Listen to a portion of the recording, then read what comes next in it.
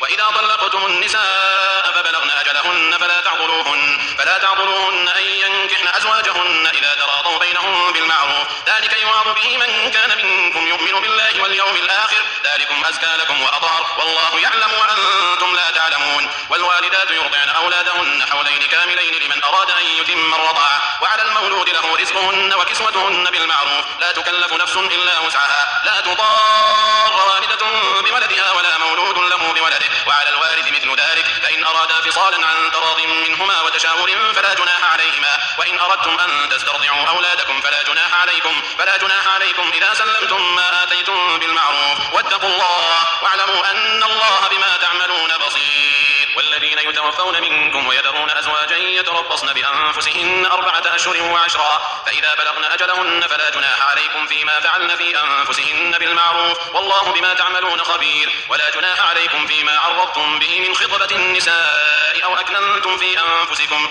علم الله أنكم ستذكرونهن ولكن لا تواعدوهن سرا إلا أن تقولوا قولا معروفا، ولا تعزموا عقدة النكاح حتى يبلغ الكتاب أجله، واعلموا أن الله يعلم ما في أنفسكم فاحذروه، واعلموا أن الله غفور حليم. لا جناح عليكم إن طلقتم النساء ما لم تمسوهن أو تفرضوا لهن فريضة، ومتعوهن على الموسع قدره وعلى المقتر قدره متاعا بالمعروف حقا على المحسنين. وإن طلقتموهن من قبل أن تمسوهن وقد فرضتم لهن فريضة فنصف ما فرضتم إلا أن يعفون أو يعفو الذي بيده عقدة النكاح، وأن تعفوا أقرب للتقوى، ولا تنسوا الفضل بينكم إن الله بما تعملون بصير. حافظوا على الصلوات والصلاة الوسطى وقوموا لله قانتين. فإن خفتم فرجالا أو ركبانا فإذا أمنتم فاذكروا الله كما علمكم ما لم تكونوا تعلمون. والذين يتوفون منكم ويذرون أزواجا وصية لأزواجهم متاعا إلى الحول غير إخراج، فإن خرجن فلا جناح عليكم فيما فعلن في أنفسهن من معروف، والله عزيز حكيم. وللمطلقات متاع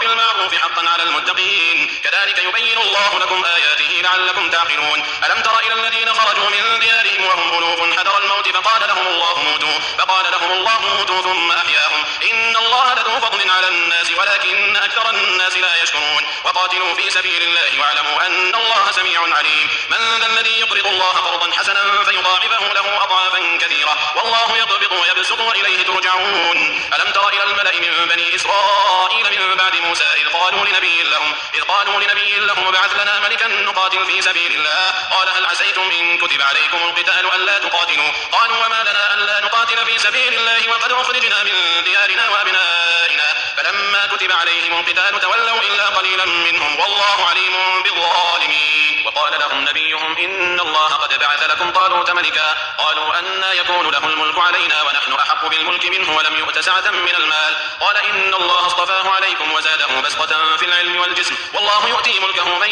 يشاء والله واسع عليم. وقال لهم نبيهم إن آية ملكه أن يأتيكم التابوت فيه سكينة من ربكم وبقية مما ترك آل موسى وآل هارون تحمله الملائكة، إن في ذلك لآية لكم إن كنتم مؤمنين. فلما فصل طالوت بالجنود قال إن الله مبتليكم بنهر فمن شرب منه فليس مني ومن لم يطعمه فإنه مني إلا من اغترف غرفة بيده، فشربوا منه إلا قليلا منهم. فلما جاوزه هو والذين آمنوا معه قالوا لا طاقة لنا اليوم بجالوت وجنوده، قال الذين يظنون أنهم ملاقوا الله كم من فئة قليلة غلبت فئة كثيرة بإذن الله والله مع الصابرين. ولما برزوا لجالوت وجنوده قالوا ربنا أفرغ علينا صبرا وثبت أقدامنا وانصرنا على القوم الكافرين، فهزموهم بإذن الله. وقتل داود جالوت وآتاه الله الملك والحكمة وعلمه مما يشاء، ولولا دفع الله الناس بعضهم ببعض لفسدت الأرض ولكن الله ذو فضل على العالمين. تلك آيات الله نتلوها عليك بالحق وإنك لمن المرسلين. تلك الرسل فضلنا بعضهم على بعض، منهم من كلم الله ورفع بعضهم درجات، وآتينا عيسى ابن مريم البينات وأيدناه بروح القدس. ولو شاء الله ما اقتتل الذين من